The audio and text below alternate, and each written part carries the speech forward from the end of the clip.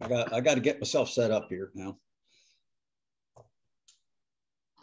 This is what the new camera and all the new stuff. Look how good that is. All right. Oh, that's great. Isn't that amazing? I'm going to put a finished fly in my vise and show you what it looks like. And yeah, I guess that's okay. I want to try to get where you guys can see it well. There you go. Okay, that's the side view, bottom view, and basically the top. Okay. It's a pretty simple fly. You've tied foam beetles like this. It's exactly the same. You know, it's nothing much different about it, you know, other than we're using orange and, you know, a lot wider body than you'd ever want. But that, you know, that looks large, but, you know, I guess all total, it's, the body is 1.5 inches. Those cicadas are 2 to 2.5 inches. So it's a good size anyhow. So what you want to do first, let's do this first. You guys understand, let me grab it. This is that rubber foam. Okay, you know, it's actually little pieces of rubber that are attached. I'm going to show you how to use these things. I take a piece about this long. I guess that's about 3 inches, about 3 inches, and a half of the width of the unit. And what I do, I put it in my vise first and close it down. Okay, and as you close that down, it squeezes it. Now what you want to do, I see guys all the time trying to pick this stuff apart with their bobbin and all that, or bodkin and all that. It's a pain. All you got to do is stretch this thing out and take your scissors real slow and just cut along it. And there you got your legs. Okay. You understand what I just did there? Okay. So now I got my legs set. Okay, put your 3366 1/0 hook in the vise. And you're going to work a little bit farther down the shaft than you normally would ever. So start your thread at the eye and wind it on back.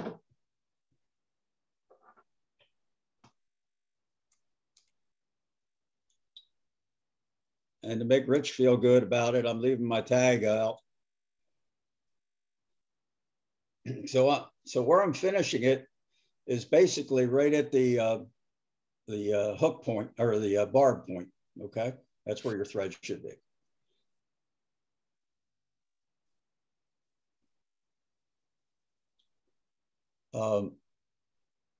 The next thing you need is, you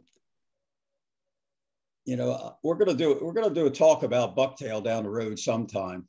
You know, this guy has a whole lot of different usages, just as you see it, and I'll explain that as we go along when we do this. But right now, what I want to use is the back of the orange bucktail. Okay. I'm using the back portion. You know, it's got all this vermiculation in it and such. There's no way you can achieve that with any other way of doing it, unless you're sitting there meticulously with a magic marker, which is just crazy as could be. But so what you want to do is you want to get a fairly good bundle, not huge, but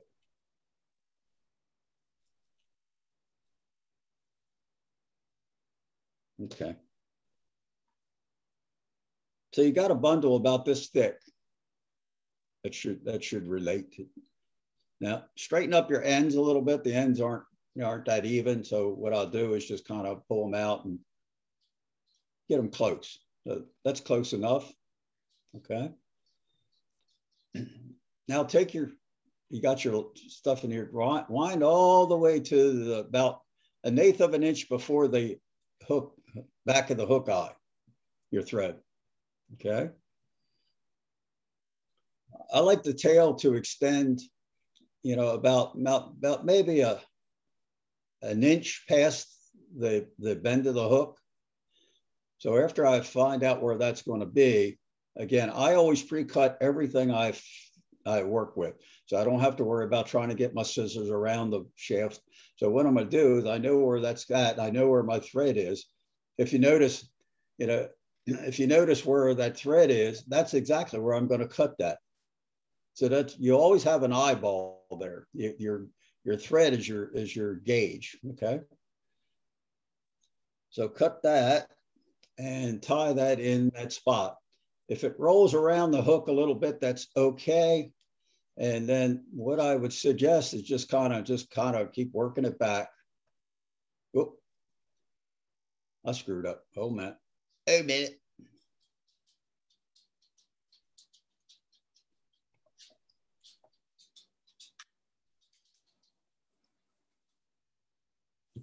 Okay. Since nobody's talking, I can't tell if you guys are in the same spot. But anyhow. Hey Joe, I just got a kind of a technical question. Yes, sir.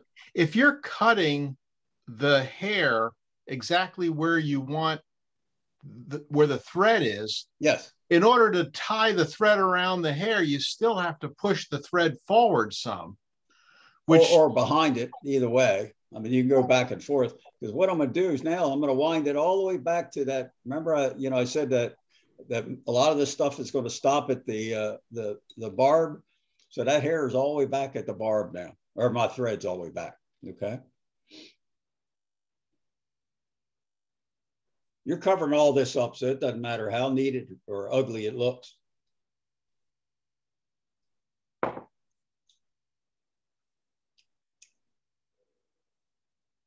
We close? I plan to do this twice today because it's an easy fly. I'll do it. We're going to redo it right after we get done this one.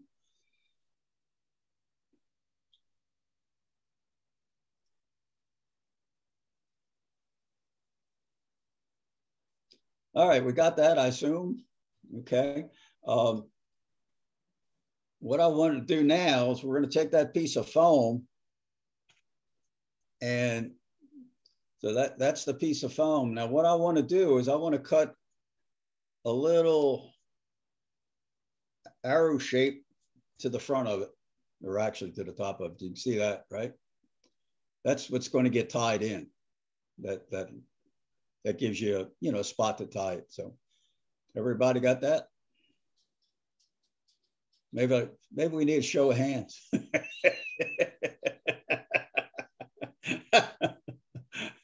All right. So what we're going to do is set that on there and tie it in. Again, we're tying it in, starting right at the bend or the hook barb.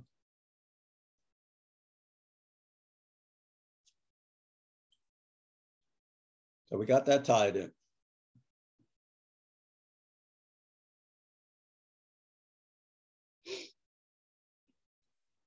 Okay. You cut a piece of orange chenille, 4.5 to 5 inches long is adequate. And tie that right there where you just tied in the foam.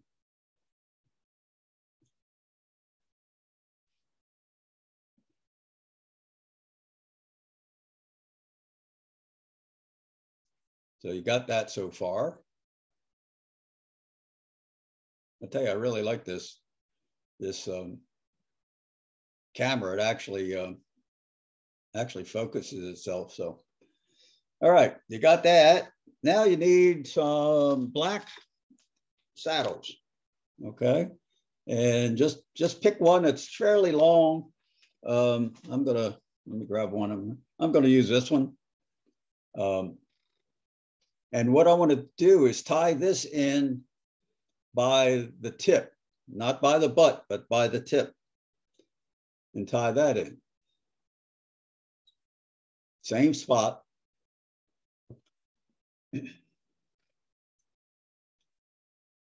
I've always told everybody, anytime I'm doing a tie-in, anytime that you're going to palmer something around a body, you should always make sure that body is tied in first, and then the hackles tied in last or next. Because what I want to do is I'm going to take the chenille and wrap behind the hackle. and then run it forward. And that way you've locked that hackle in. There's no way that hackle can be pulled back. If you did it the other way, even trout with their little bit of fine teeth actually can pull the hackle up back over the hook. So this way it'll never pull. So, okay, we got that. Advance your thread forward to your eye and then back a little bit, because I want to do is just kind of level off that abruptness that we've created when we did the put the fur in. And I want to leave the, if you notice, I'm back about, what am I going to call that? A little better than an 1/8 inch, maybe 3/16 or something back. Okay. All right. So now what I want to do is I'm going to take the chenille and wrap one wrap behind the hackle. Okay. So that's locked it in. It's never, ever going to go anywhere. And then spiral this forward.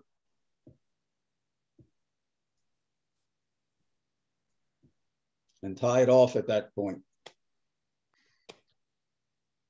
And then just cut that off. There's absolutely no reason in the world to throw a whole bunch of wraps over one thing. 3 wraps usually will tie everything in.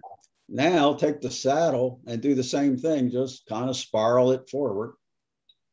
If you have a short hackle and you start getting into the fluff, don't worry about it. There, you can see the fluff starting to come up, because you're going to, this is just adding something that looked like legs, and then cut that off. Okay. Now you see some of them already pulled back. I'll take my hands a little bit and just kind of roll them back a little bit. Okay. So that's what we got right now. Okay. This is one fly that does not finish at the eye.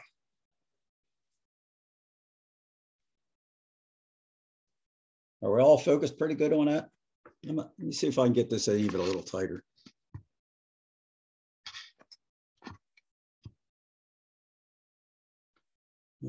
I guess that's about as tight as I can get it. Still stay focused. All right, now we're going to take the foam, pull it over, and tie it right where your thread is. You notice, again, I'm about 3/16 out from the back of the hook eye. Pull it over and wrap it down there. It doesn't matter if you catch some hackle or whatever, it's not going to make any difference. This bug is ugly to start off with, even the original one, so this isn't any different. It's still ugly. All right, so we got that portion. Now what I want to do is about, I'm going to say, I'll turn it this way so you'll be able to see it. I'm going to cut this, I'm going to cut the head right about in here. So I'm about 1/8 of an inch in front of the hook eye. Cut it across, okay? And then what I like to do is I like to take that edge off. So I'll give a little hack here. So now the head's off, those little edges are off, okay? Now, you notice where all this is. You can see that, this is back from the eye, probably 3/16 or something like that. I don't think it's that important. You just don't want to be crowding the eye for it, because I'm going to do now we need to tie in the rubber legs. So you take 2 pieces of rubber leg, 3 inches long is fine. And I'm going to pull them off that little thing I did. Okay, so I got the 2 legs.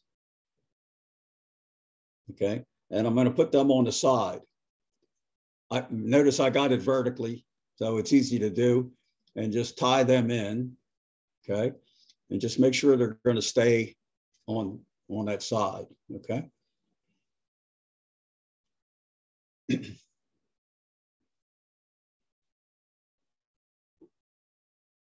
I'm going to make a pretty good platform for these rubber legs, so that I don't want them. I don't necessarily want them all to be back, forward, or whatever. So what I'm going to do now is wrap this thread quite a bit, both directions. So I have a pretty big foundation. You can see it from here. Whoop, not that way, you can't. You can see it there. It's a pretty wide foundation, but notice how the legs are. The legs are splayed out already. Didn't have to do anything miracle, any big miracle to make that happen. Okay, now I want to do is the opposite to legs for it. Hey, Tom, does a cicada have 8 legs or 4 legs or 6 legs? What do they have? 6 legs. Well, this one's only going to have 4, or this one will have 8 actually. But okay, These don't count. yeah, exactly. I used to hunt crows all the time as a varmint, and I read books about them. And it said crows are smart, but they can't count. So if you have like a couple guys hunting, you let 2 of them walk away, and the crows didn't know the other one's still there. So I mean, you're hidden, obviously. But okay, so now you got a fairly large, I want to call it the abdomen, and you can see that the legs are kind of splayed out the way I want them and such. All right, now for the guys who can hand whip finish, I don't know if you can get your tool back there or not, but we're going to whip finish it right in between this. So that's why I always encourage people to learn how to whip finish by hand, because you don't have the problem of finding the tool or anything else like that, and then finish that.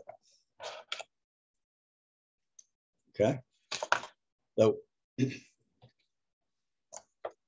I've always been one that, people put these big rubber legs on, and they look really pretty and such, but bluegills, bass, whatever, I don't want him hitting the rubber legs. I want him to hit the hook. So what I do is grab all the legs and pull them forward. So I got all the legs pulled forward, and about 1/4 inch in front of that head. Let me see if I can get my fingers down here where I can use the scissors. So I'm about 1/4 inch away like that. Oh, I missed one, didn't I? Okay. All right. So still missed one. Just don't want to go. Okay.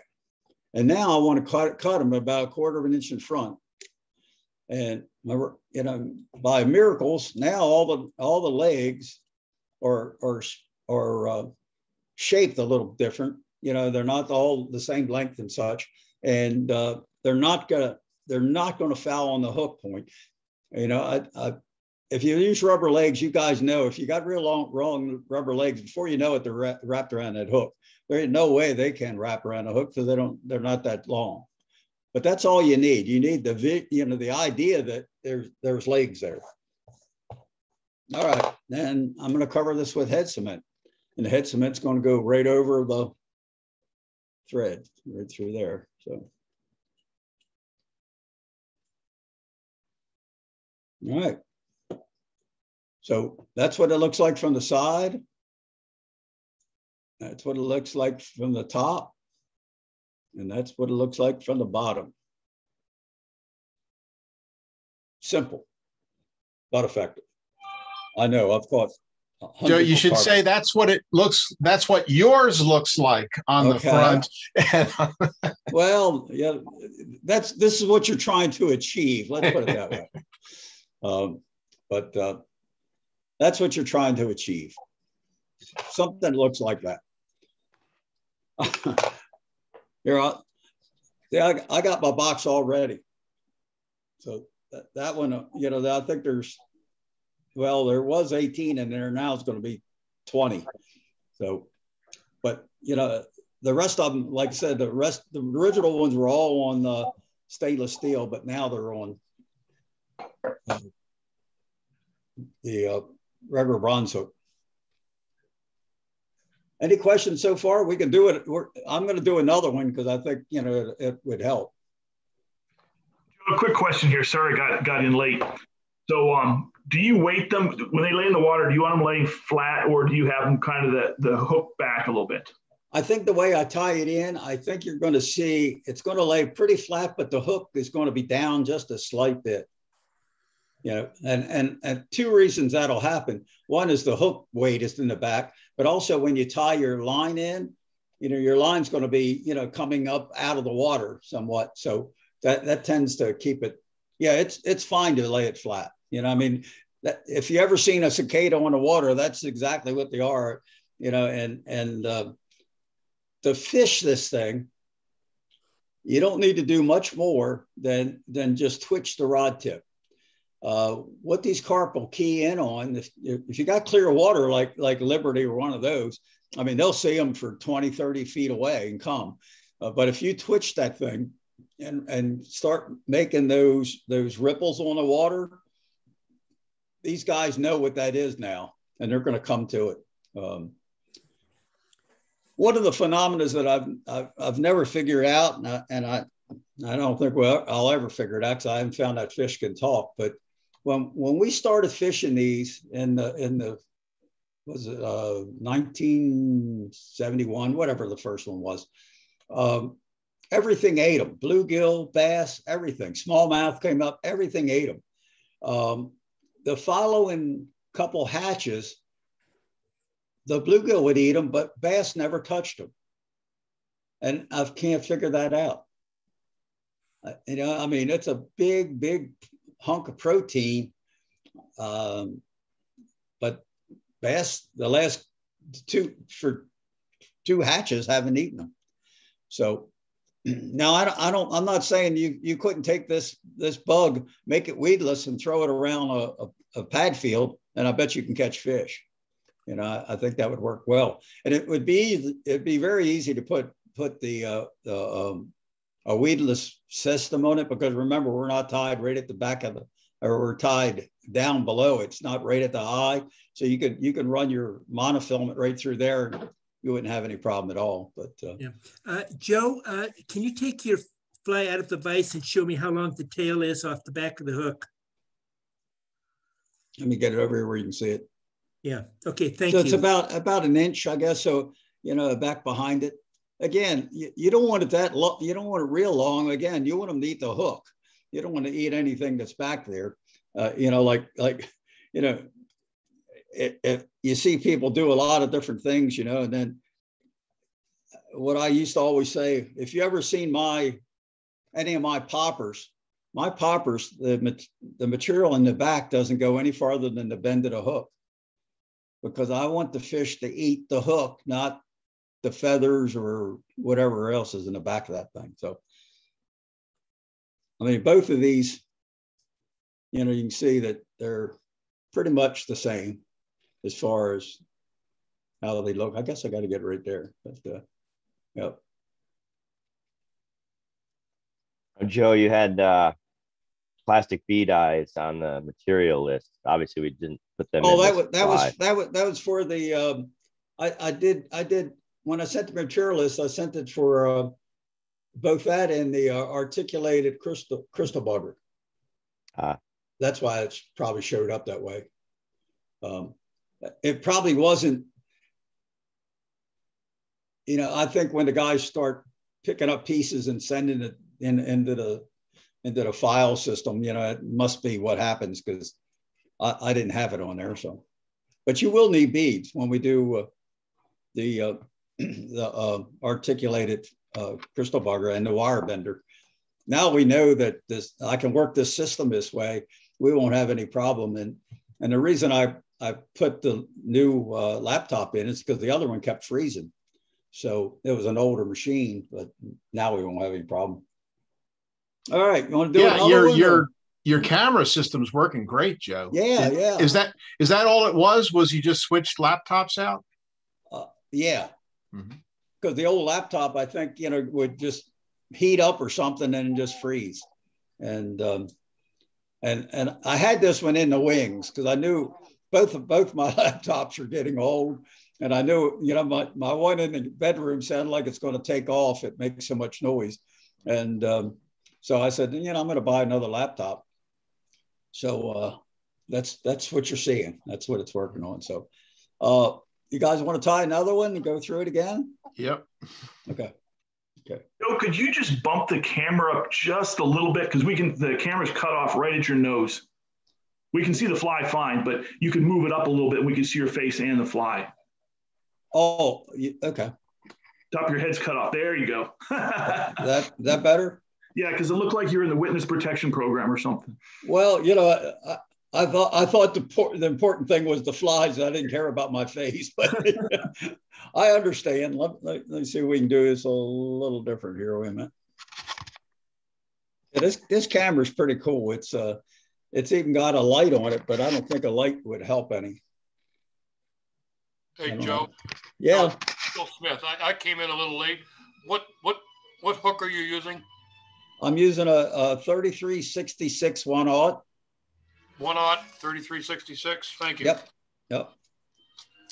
Any other questions before we get going again on it?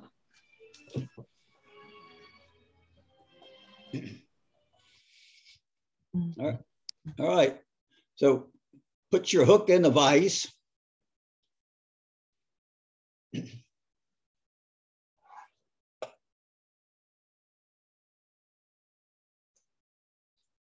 Attach your thread right behind the hook eye and wind it all the way back to the bend.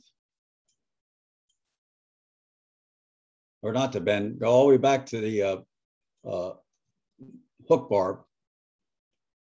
And for Rich, leaving the tag on, my red tag. So that's my signature. All right, so we got that portion of it.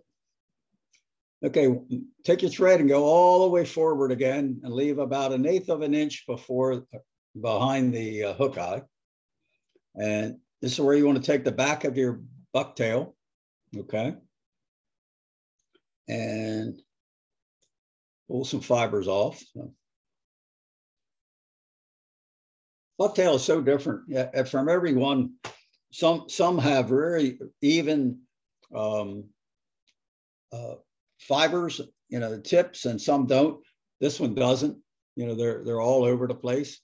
So what I do is just kind of pull the long ones out a little bit slowly, and just marry them back in. So I have that.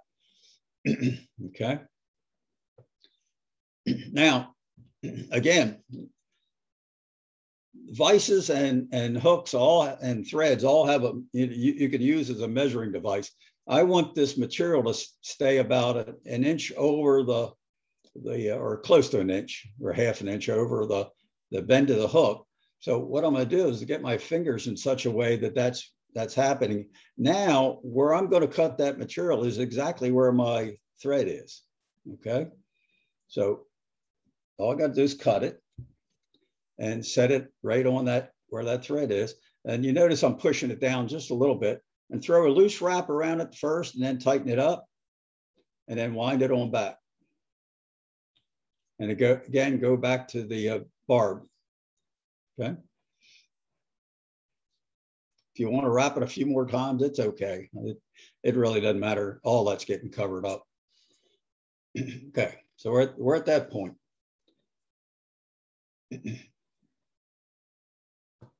All right, the foam again, you want to take your piece that like I said, that's long, 3.5 inches. It's either 3/8 or a 1/2 inch wide. And what you want to do is cut an arrowhead in the front of it. Okay, so you got an arrowhead. And you're going to tie that arrowhead in at that same point.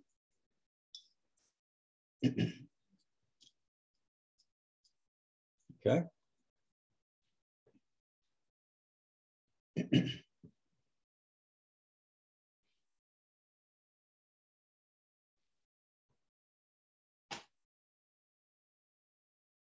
I thought we were going to do this in a clubhouse, so I got all the living rubber I'll need for 4 or 5 centuries and chenille, but it'll come again.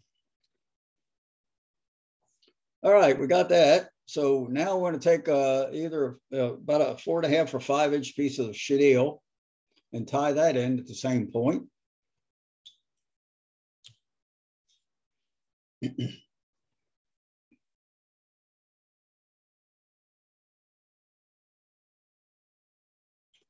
know, I think the only problem with getting my head showing is that the camera wants to focus on my head.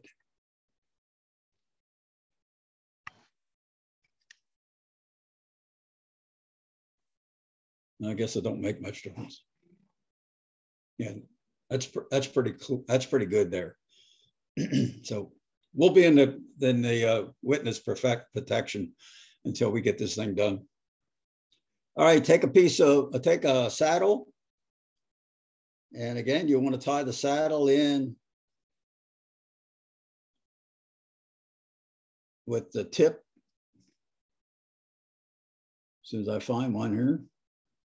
Okay. Tie it in by the tip. So you got the chenille first and the hackle second. Okay. And then wind your thread back to the eye and clean up that little ridge that you got a little bit.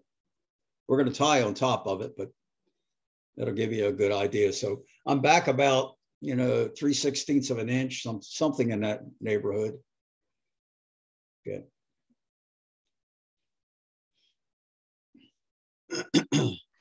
Joe, what was that you were saying about when you're tying this saddle hackle in? Yes. That you do something to keep it from unwinding? I always tie whatever the body material is going to be. I always make sure I tie that in first and then tie the hackle in. And when I get ready to wrap the body, I make sure that I have one wrap of body material behind the hackle. Okay. That way the hackle can never be pulled back. Yeah. Okay. So we're in that position now. So what we're going to do is take make that one wrap behind the hackle and spiral forward.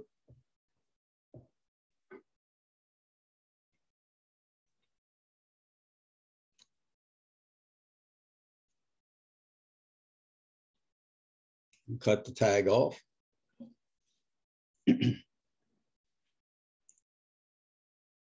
All right, now we're going to do the same thing with the hackle. We're just going to spin the hackle around. Doesn't have to be neat or anything. You can see this one's a little short, so I got a lot of the fluff in it. It doesn't matter.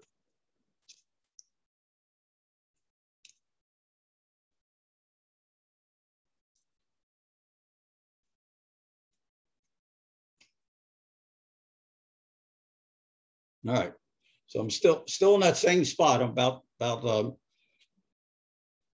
3/16 away from the back of the eye. We got that there?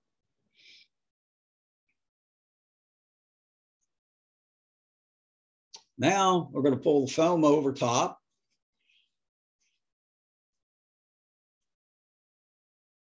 And tie that down at that same spot. Remember, you're crushing the foam, so you got to pull it a little tighter. Okay.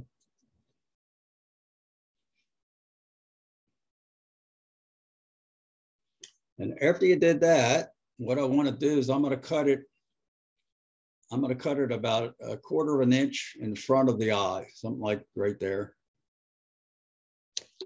Okay. And then cut the little points off. Okay. So it kind of looks like that.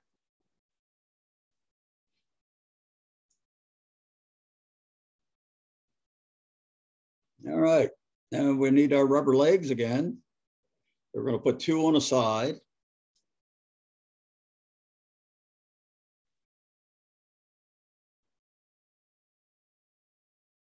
All right. I like to do this vertically in the vise, so or per side, and with a rotator vise, I can do this, or rotary vise, and tie the material in right there. And like I said, you're going to make this fairly wide abdomen. I'm going to call it an abdomen. I don't know what it is. Tom will have to tell me what it is. All right.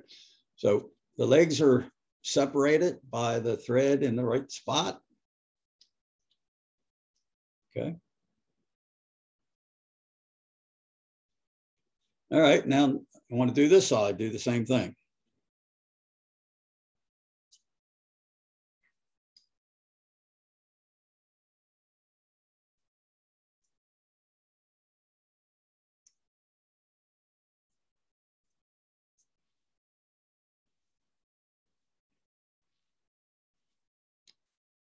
Those rubber legs don't show up that well, but you can see what we got. Now, two things you can do now if you want. You can cut the legs and then finish it off. I would really recommend that because the longer legs are going to flop around on you. So what I would suggest is that now with your thread still in place, take all eight of the legs and come forward. And I'm going to cut them. I'm going to cut them about a quarter of an inch in front of the eye. So cut them right there. Okay. And you notice when now you got a kind of a, you know, fairly nice splayed legs. I'm going to move these up a little bit.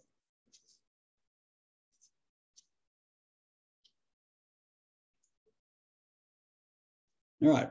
So I have something that looks like that. And now I'm going to finish it off. Now, this is where you're going to finish it with a whip finish or some kind of finish, 1/2 inches or whatever you do. I've been doing a whip finish by hand for 5 or 6 generations. I mean, decades. So I'm so used to it. I have no problem with it. And then just clean it up with some head cement there. Make sure your legs are kind of the way you want them. This one leg kind of wants to react a little different. So there we go. All right. And add some head cement.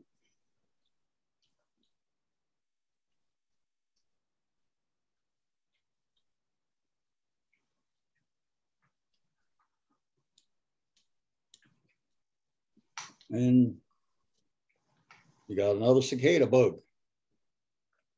Hey, Joe? Yes, sir. I've seen them when they fall out of trees and they land on the water and they sit there with their wings vibrating. You can see those ripples going out. Yep. If you would it be overkill to put like a small glass rattle on these things? Nah, that's an overkill. Okay. I think glass rattles. I had a guy one time that swore that he made this fly called a garbanzo fly or something, and it had a rattle in it. And he swore by that rattle that it caught more fish. And I said, it's not really the rattle. It's because you've made such a fat body. So you have more vibration. You got more surface area to vibrate and for the fish to pick it up on the lateral line. And he didn't believe me for a long time until one time his rattle broke. Now, of course, the shape of the fly stayed exactly the same. And he was catching just as many fish he was before the rattle. Yeah, I don't think we can make it rattle like you can a plug that's vibrating all over the place. You know, stripping it with the fly rod, I don't think it'll happen. But he actually called me and said, "You're right. It wasn't." I said, "Well, you know, sometimes it takes a little time of thinking." But, Thank you. I mean, that's exactly why salmon flies are so wide. You know, when salmon flies are built that wide, and are built that wide, so as the salmon is in the lakes or rivers, their eyes are starting to deteriorate, but they see that width, and their instinct is still to eat something and go after it. So it's the width that actually catches their eyes. Hey, Joe, I've got as many legs sticking. Can you see me over here? Yeah, I see you. I got as many legs sticking up in the air as I do going down. Well, just pull them down, pull them in place. Will they put them in a vise and just kind of pull it around until you put the head cement on? You can move them any place you want. Okay.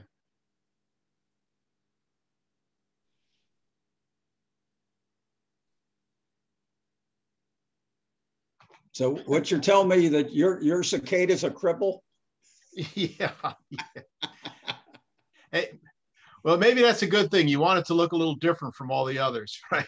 That's not clinically correct. There you go. You know, years ago, these guys, when we had a really big Miller hatch, the guys want to tie a white Miller, for the smallmouth on them, but told me. And I said, why do you want to do that? I said, it's one of 100,000 of them out there. I said, be different. And, I would throw a popper, do just as well, and unpainted popper. We proved that one time. We were fishing albacore up in New York. And you're talking about bait balls of silver sides that were acres, right? And I said, throw in a silver side, a tied silver side in. It's not going to make any difference. You know what I was catching them on? A number 4 yellow clouser, and they knocked the dickens out of it because it was different, and they could see it. It separated from the others, and so yeah. So that's what my cicada bug looks like. If you want to tie something more elaborate, go right ahead. But I know this one works. I'm going to switch back to regular, okay?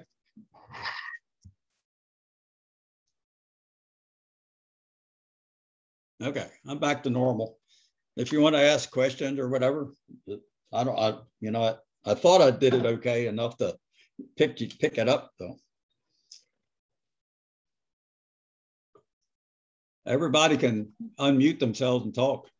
Yeah, Joe, that was great. Thanks. I know that you've liked fishing Pretty Boy and I guess Loch Raven or Liberty for cicada hatches. Right. Have you found like Rocky Gorge, Triadelphia? Do you think they would be significantly different or? No, they'd all be the same because you got to, they seem to be around more oak trees than anything. And so I think it'd be fine. Yeah. Yeah. I guess my thought is, I guess the cheapskate, first off, I can get a free, anyone over 65 can fish in Rocky Gorge for free. So you don't need to buy that permit. Right. And you also don't have to commit one boat to one body of water. You can, they don't have that rule like Baltimore does. Right. So I always get them all. I have them all. I fish Triadelphia, Rocky Gorge, Liberty, Pretty Boy. Yeah. Yeah. Okay. I mean, Liberty's 10 minutes from my house. So, I'll spend the $60. Yeah. I mean, I can do it in the afternoon, morning. I can go anytime. You know what? When these things are on, when these guys are on those cicadas, it's like everything else. I talked to a buddy of mine that goes out to Montana guiding, and everybody wants to hit the big stonefly hatch. Well, the problem with the big stonefly hatch is the same thing you have with the cicadas.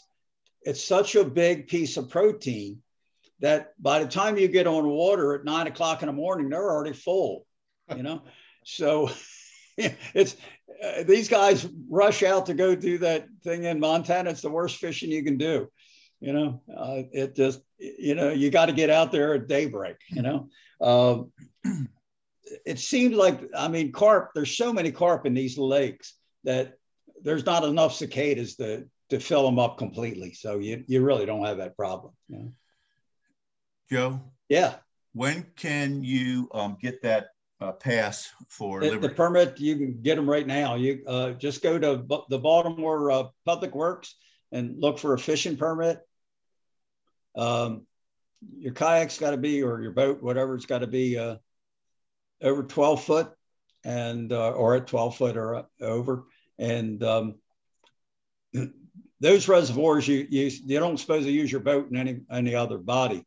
I got a couple kayaks, so I just slapped that permit on one of my kayaks and use that. But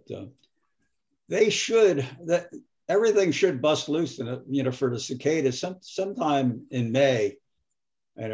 Depends how warm it is, early May or whatever.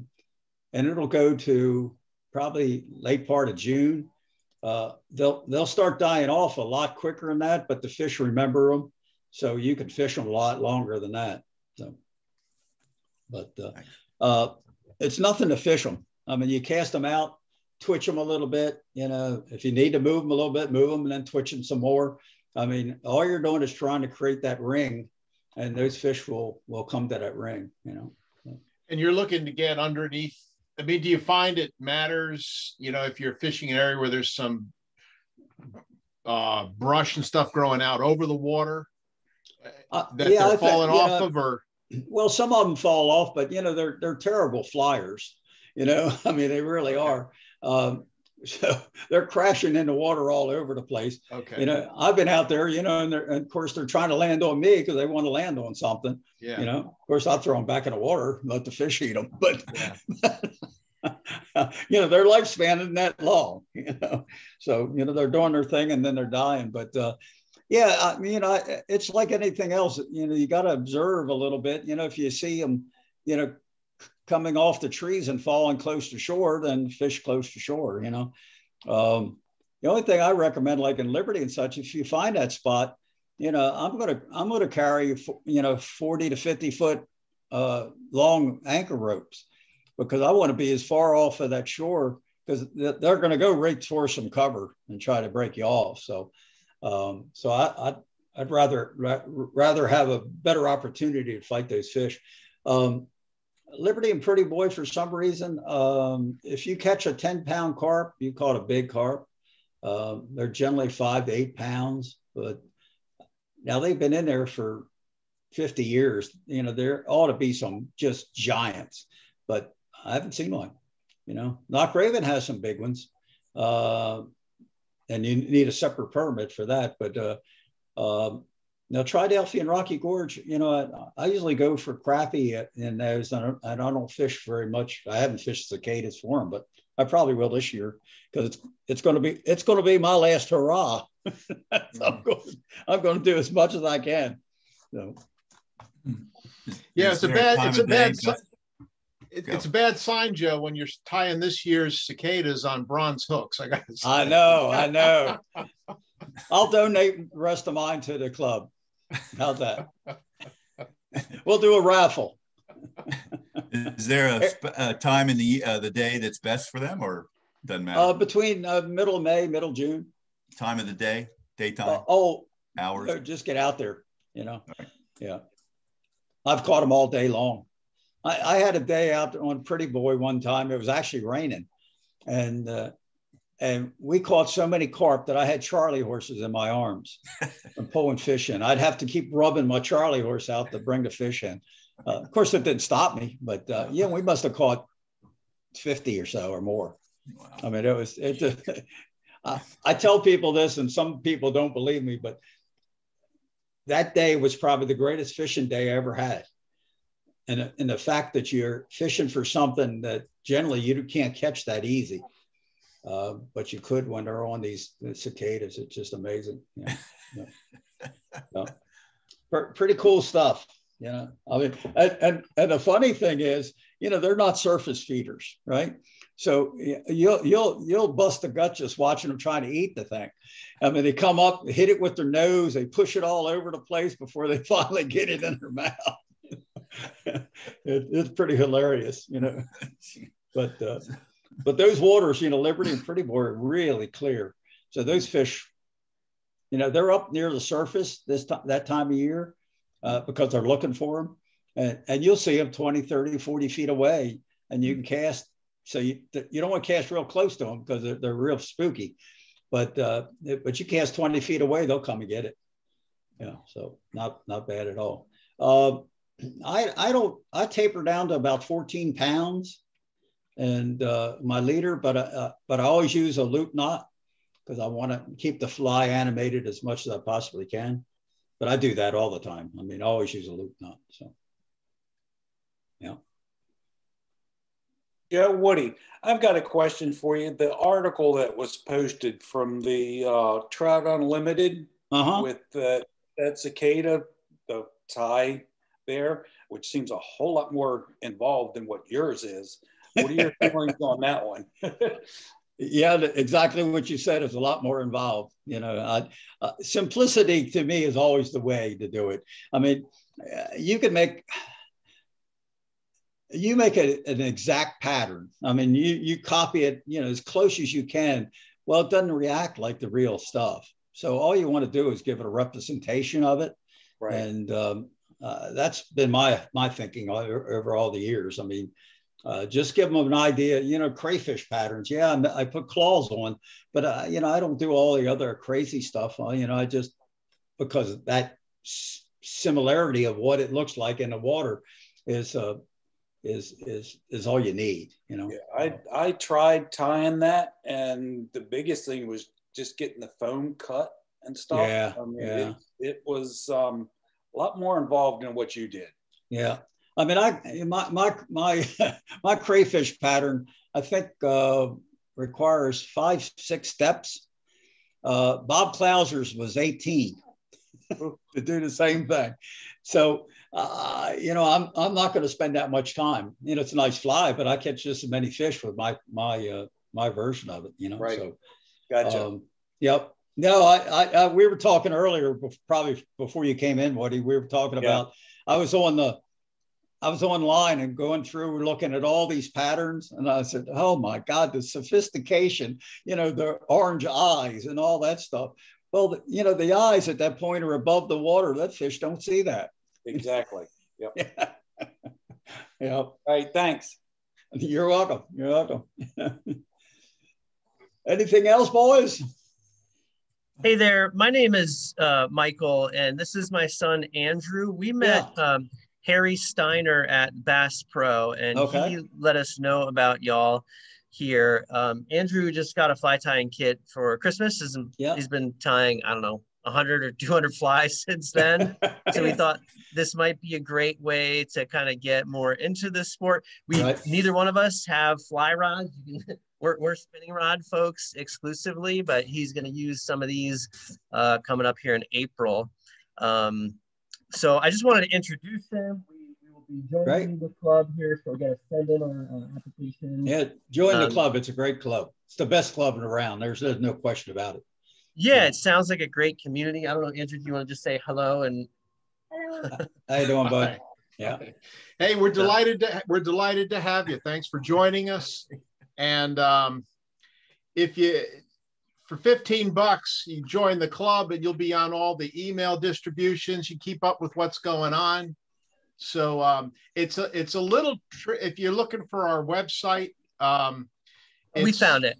Oh, did you? Okay, yeah, great. Because I have the application printed. I was thinking this morning that maybe I could just do it online to pay online, but it's, you know, you mail it in and that's fine, but it's printed. We're ready to go. We'll send it your way, but. Yeah, because some people get confused. There's a Free State Fly Fishing Club in Kansas. So I don't know how many people I've gotten tangled up with that myself over the years, you know. So that's why ours has Maryland. It's like FS-FFMD or something, you know, Maryland's in it somewhere. Yeah, we got it. We're good there. So that's great. So yeah, we're thrilled, and I imagine he'll get a fly rod here soon. So we'd love to. I know you got, you know, COVID right now, it's difficult, but you'll do outings and stuff like that. So I think that's where it'll really be helpful to him, because I'm not a fly fisherman. So, you know, learning from folks that are experienced, I think that'll be great. So you're most welcome. You can do a lot though with a spinning rod. You can put flies on and then put a little red and white bobber on there for weight and throw it out. You know, you can. You can get the job done, especially on a trout stream where you don't have to cast far. Okay. We also in June, I don't know is that open to anybody in June when we're doing our casting? Yeah. Yep. It is? Okay. Yeah. So if you follow along with us, you know, we're going to have a casting clinic in June, and it's set up for people just starting through intermediate to advanced. So okay, that's perfect then. Yeah, we'll make sure we both have rods by then. Yeah, 2 rods. your boy will do better than you. Oh, I believe that 100%. Yes, and he will, because strength is not the key with casting a fly rod. It's just all timing. So he'll do better because he'll listen. Listen, my wife and I are both educators. We totally get that. Teachers make the absolute worst students. I have no. And don't listen to Gary Gray, because next year we want to get you on the same thing, but behind you we'll see a whole bunch of fly rods. Yeah. Weight 2 to weight 10. Got it. Forget about Gary and the spin rods. It's much better to cast a fly with a fly. And in truth, that's one of the questions, and Harry helped us out with this too when we were there, but what might be an ideal size and all that beginner fly rod for someone like him, and primarily we're fishing for panfish, largemouth bass, that sort of thing. We'd love to catch some of these carp y'all are talking about. That'll be a good time, but primarily that's the kind of stuff we're going for. 6 weight. Do a 6 weight. Yep. 6 weight. Yeah. And what length? Do the 9-footer. There's no reason not to do a 9-footer. Yeah. But a 6 weight is kind of the middle ground. So it'll allow you to do a lot of things. The reason that, the fly doesn't weigh much, it's wind resistant more than anything. Yeah. So what happens, you can take the biggest rod and throw the smallest stuff. But you can't take a mid rod and cast the biggest stuff because of wind resistance. But a 6 will allow you to do almost anything. When I had a fly shop for 15 years, and I always told the guys when they came in, buy a 6, and then eventually, if you're really into it and stay at it, you'll buy a lighter one, and then you'll buy a heavier rod. Okay. But a 6 weight will take you, for your bass. It'll take you for everything. You can like I said, you can always throw things smaller, so it doesn't matter. It's like you taking a medium spin rod and then an ultralight. If you're going to fish bluegill, the ultralight's more fun. Yeah. Right. So fly rods are no different at that point. Okay. Yeah. The other thing too is when the club has our swap meet, which is essentially all of us guys bringing all the extra rods, reels, fly time material, and we all swap it once amongst each other. We're looking at that in May, still being COVID protective. That would be a great time to get your son a fly rod in a line for a good price. Club members are always overturning gear and stuff like that. So once you join, you'll see, once we get that scheduled up, we'll probably do it outside, but it'll be a perfect opportunity to get both you guys great rods, but a really good price. And, you'll have a whole bunch of members there that can tell you what kind of equipment, what you should buy, how do you match it up? And you guys can come away completely outfitted. Yeah, that'd be super helpful. That's a great idea. So that's May. All right, we'll keep an eye on the website and the events calendar. So that's great. And I don't mean to dominate the conversation here. I know Amy, I think you had your hand up too for a question. So I'll mute ourselves. But thank you so much for all this information. I really appreciate it. We always like new people coming in. That's what keeps the sport growing. So, and like I said before, it's the greatest club around. So. Joe, I just have a quick question. I just started flying, so I don't have all the equipment. You should see what I'm using for legs. So I'm wondering, while it's still fresh in my mind, if you have a suggestion where I could go today to pick up hackle and legs. A place to do it? A place, is Bass Pro good? You still? No, I wouldn't. If you don't mind running up into Baltimore into Eastern Avenue, Tackerman's has a tremendous supply. Yeah. I got my first rod. Yeah, he's got everything. So okay. Yeah, he's I've known Tody for years, and he's really going more and more into it. The whole upstairs is nothing but fly stuff now. So, yeah. So okay, Eastern Avenue, right? I think. Yeah, I and they can help you. That's what's nice about instead of mail order. I like to, if I'm going to buy a hackle, I want to have it in my hands. I want to see it because I know what I'm looking for to do with it. And you can't do that in mail order, So, that's where I'd go, Amy. Okay, thank you. Yeah, Bass Pro is terrible. They're always out of everything. Yeah. I go there because it's 5 minutes from my house, but then I have to come home and order online. Yeah. But yeah. Only good thing about Bass Pro is Harry. He's the one that introduced me to the club as well. Right. All those big stores are kind of like that. I was talking to some of the guys, and what they do is, they have an order that they put in, Okay.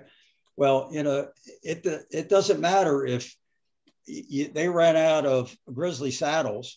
You're not going to get them until months later, or whenever their new schedule is, because of all the stores. So, that's a problem with big box stores. I mean, again, you go in there, half the things you want, they don't have. And they don't teach you much. When Harry's there, you can learn something, but some of them are just clerks. Storytellers. yeah. They take your money, right? Totally off the wall call question to the group. Anybody hear anything about the shad running yet? No, that won't start until basically in April. Depending on how warm it gets, it can start early in April. But generally, what I usually tell people is anywhere from April 10th to May 15th. Thank you. Mm-hmm. Yeah, and it seems like we're getting off to a slow start this year. I mean, here we are, March 6th, and the yellow perch haven't spawned yet. So yeah. It was a cold winter. I mean, it really was. It was, and it hit late. If it had hit in January and started warming up since then, that'd be one thing. But the Magathy was 48 degrees the other day. Yeah, still too. Yeah, still down. Yeah, January we usually get our Indian summer or whatever, our January, warm spell. We didn't get that this year, and we didn't get it in February. I mean, I've had days in January it was 65 for a couple of days. We didn't get any of that this year. So I'll use that as a tie-in and just tell you guys and gals. I went fishing on Catoctin Creek yesterday. It was the first time I was ever up there. If you're not familiar with it, it's up on near Frederick. You go to Frederick and then you turn on 340 and go down towards Harper's Ferry, and it's about halfway down. But I've fished lots and lots. I thought I had fished all of the catch and return trout streams in Maryland, and I missed this one somehow. And it is spectacular. It's wide, plenty of casting room. We were in riffles that were like 2 feet deep. So it's easy to swing woolly buggers in there and stuff like that. Nice, great big pools. I usually don't fish pools. I never catch anything in them unless there's that active hatch going on. But that's just a really, really nice trout stream. That's I live by Fort Meade. It's about an hour and 10 minutes away. So, you might want to check it out. Oh, and good. The buddy I was with, he caught a 17. I didn't catch anything. I should add that. I didn't even get a bite, but my buddy got a 17-inch rainbow. Nice. So very good. Yeah. All right, boys, I've got to go to the store. All right. Not to buy any hackles. I got enough. Yeah. Before I die, you guys are going to have to come up here with a truck and pick up my stuff. your room in the clubhouse isn't going to be big enough. Hey, Joe, thank you for restoring my faith in you and putting that tag on your both your flies there. I did that just for you. I know, man. I always knew it. I've been doing it for 20 plus years, buddy. You taught me. No, I do. It's funny. I still do it on some flies and some I don't. I don't do it on my bullet head because it would get lost, because all the material's back there, But yeah, it's a matter of principle, Joe. It gets lost or whatever. It just, it's in there. But thank you. Yeah. I used to get people to come in and said, "Oh, you didn't cut your thread in the back." Yeah. Quality control. Hey, Joe, quick question for you. You have it looks like you have a new book coming out or came out. I think it was called Fishing 100 Days a Year, something like that. Yeah, it's out. Yeah. Is it, I just saw like a sentence or two. Is Is it kind of like recollections? What's it kind of about? It's kind of a recollection of all my fishing, but in it I have all kinds, just the way I always do things. I have tips and techniques, and I did some insights on how to approach water, why I approach it the way I do, and what I'm looking for, and also the section on sinking lines and my leader system is all in there. Mm-hmm. So it's you'll pick up a lot of things. It's just not, if I had wrote the book just my fishing life, I wouldn't have done it. It would have been boring. But this has all kinds of stuff in it as I went along. So, and little not subtle tips, but tips that I think that's important for fishermen. I probably put it in bold print or something like that. So, yeah, it's more than just my chronicle of my fishing life. Okay. Cool. Thanks. I'll check that out. I'll get back to you on your website. All right, buddy. Appreciate it. Hey, I bought the book. I read it. It's very, very good. And I liked all the personal stuff, Joe. It wasn't boring at all. It was very good. Thank you. Thank you. Thank you. Yeah, I sent one to Tony Tockerman. He said the same thing. He said, some people would enjoy it, but if they know me, and then, and I said, there's a lot of other things in there too. I said, if guys start to think about, leaders and that kind of stuff, I can't help myself. I got to do that. Well, I think there's parallels with all of us. And mm-hmm. When you read about someone else's experiences, you see a little bit of yourself in there too. So it was very good. Thank you. Appreciate it. Yep. Thank you. I think several club members have bought one already. And, yeah, I've bought one. I just haven't read it. So you've been fishing too much, busy right? Chucking minnows there, Gary. Yeah. I gotta go check my minnow traps. Are you still trying to get rid of your pint of minnows? I don't know. I got skunked, I think 3 trips in a row, and then I bought those minnows with the idea of going yellow perch fishing, and the yellow perch weren't running. So I went to Concord and I said, hey, I got these minnows, and man, the pickerel loved them. I thought, wow, this is different. I think I caught 10 pickerel that day. So yeah. So I hope to get over there this week. I hope there's a day that looks good. I don't know yet. I know it's supposed to go up into the 60s. So. Day's looking good. Yeah. If I can. I think Tuesday it was going up in the 60s or something. Yeah, Tuesday. I'm going to try to get out. Yeah, I might do it. If it's not too windy, Yeah. It's amazing. Yeah, that Concord Lake is the problem with Concord, is the main winds for us is generally westerly. And guess where that goes? Right down that lake. I mean, it only gives you a couple spots that really gives you a clear spot, so, knowing other waters, really is, exploring other waters and start thinking about wind direction really is a big factor, Yeah. I mean, I caught like a 17-inch pickerel in Concord, had a huge gash across it, like a 4 or 5 inch long gash. Yeah. I was thinking, well, there's no pike in here. Is that an osprey doing that, or what's blue heron? Oh, a heron. Oh, okay. Yeah, blue herons. Yeah. Okay. Yeah, their mouths are inside is all grooved with little tiny. I don't think they're called teeth, but they're just a rough spot, So, Yep. That's why one of the reasons that I always felt pickerel always want a roof over their head. When they were young, when they were only 5-6 inches, they're pretty vulnerable to anything up in the air. Forget about the predators in the water. So I think that stays with them the rest of their lives.